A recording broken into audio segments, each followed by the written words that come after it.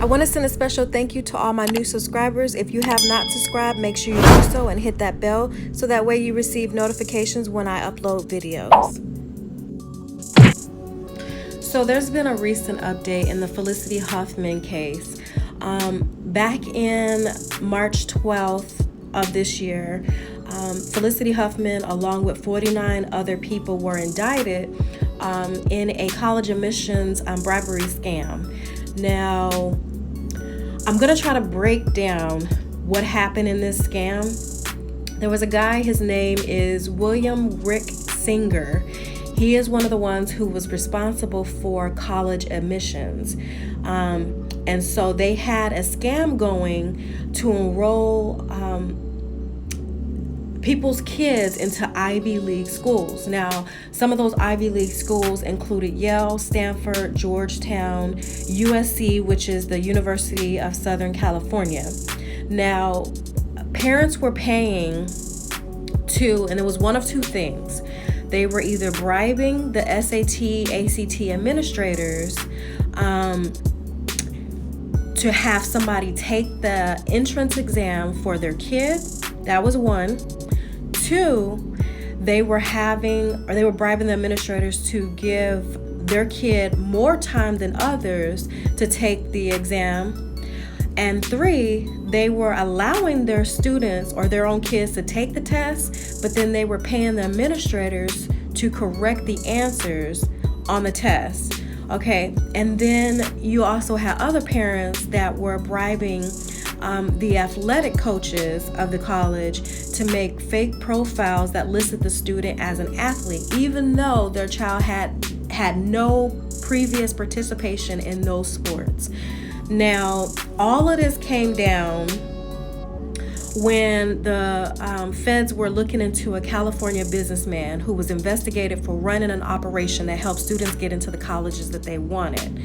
And then it got pointed in the direction of William Singer, and then he opened up the case and pointed fingers in directions of parents that were participating. And Felicity Huffman was one of those parents, and Lori Loughlin was another. And both of those women are actresses. You probably already know them.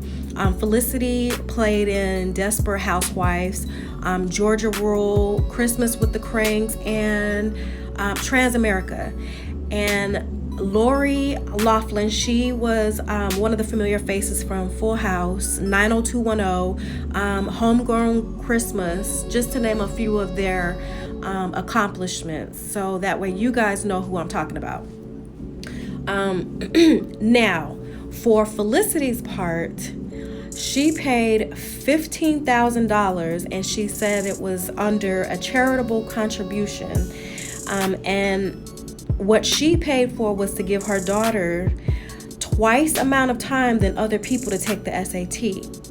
And then after she took the SAT, she paid the administrators to correct the answer so that way she could get a higher score.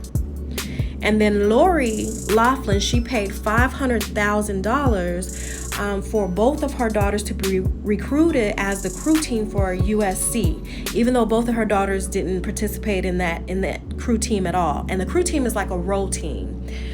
So neither one of her daughters participated in that sport, had never done it their entire life. And so it was a fake profile that was created as a scholarship for them too. And they even sent fake photos of their daughters in row machines. So they played the whole thing up to get these kids into these Ivy League schools. Now, Lori's daughters decided that they didn't want to return to USC because of the backlash, the public backlash and scrutiny that their family was receiving behind all of this going public. Now, both Felicity Huffman and Lori Loughlin pled guilty to the crime, but for Felicity Huffman, who was the only one that was sentenced, as of right now, I think they're still waiting for Lori's sentencing, but at the time, Felicity was facing 4 to 10 months in prison, and that's what prosecutors were initially pushing for. And then they lowered their the amount of time they wanted her to serve to 1 month in prison, but they couldn't really provide information why they decide to go with a lighter sentence. But this week, she was sentenced to only 14 days in jail. Okay, and then the judge over her case came out, and she did a live, and she said the reason why Felicity got a lighter sentence was because, quote unquote, she was near immediate acceptance of responsibility. She was near immediate acceptance of responsibility. So she didn't take full responsibility. She was just near taking full responsibility.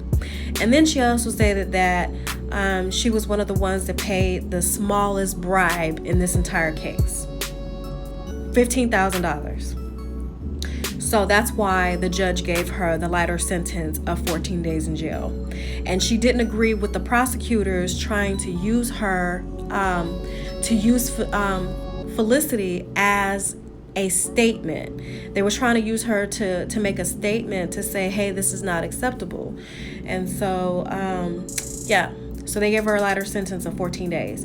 Now she's expected to start her sentencing October 25th, and she's going to stay behind bars for 2 weeks. Now, this is a stark contrast from other familiar cases such as Tanya McDowell. And Tanya McDowell's case happened back in 2010.